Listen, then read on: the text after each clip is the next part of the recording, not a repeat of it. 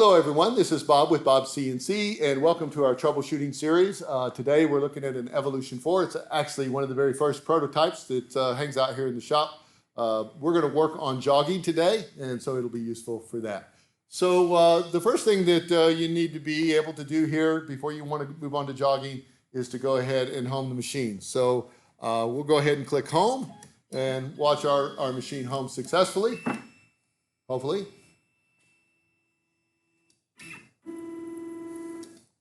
Once it homes successfully, the next thing that you're going to want to do is to jog into position.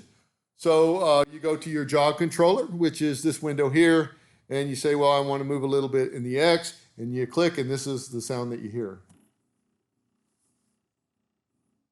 So what is that? I mean, it makes some kind of buzzing noise, but it doesn't appear to move. Actually, it is moving. It's doing exactly what you commanded it to do. It actually went 1 millimeter at 10 millimeters per minute. So 10 millimeters is about 3/8 of an inch, and it would take the whole minute to get there. So that's not really good. So if you want to be in inches, you'll want to go ahead and click that millimeter button to be in inches. And then you can go ahead and set like your step sizes. These are my favorite numbers. Like I like 1 inch for my XY and maybe 0.2 for my Z. And then more importantly, or as important, is the feed rate. So if you want to go 1 inch a minute, it's going to take you the whole minute to go an inch. The machine's capable of close to 400. I normally set mine about half, so I'm going to set it at 200 inches per minute.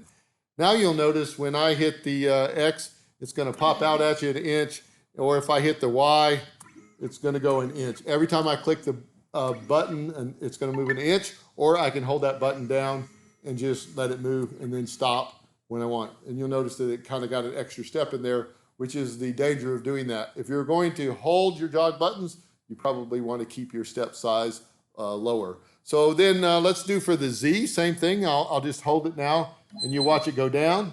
Or if I hold it, you can watch it go up, right?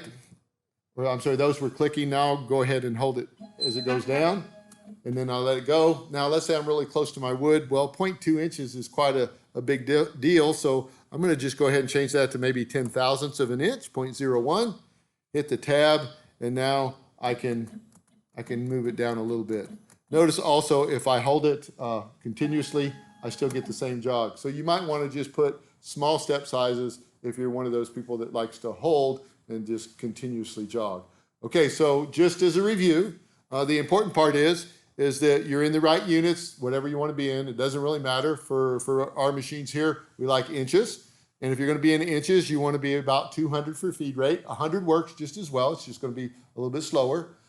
If you're in millimeters, you want to times that by about 25.4, which will get you up there to the same speed.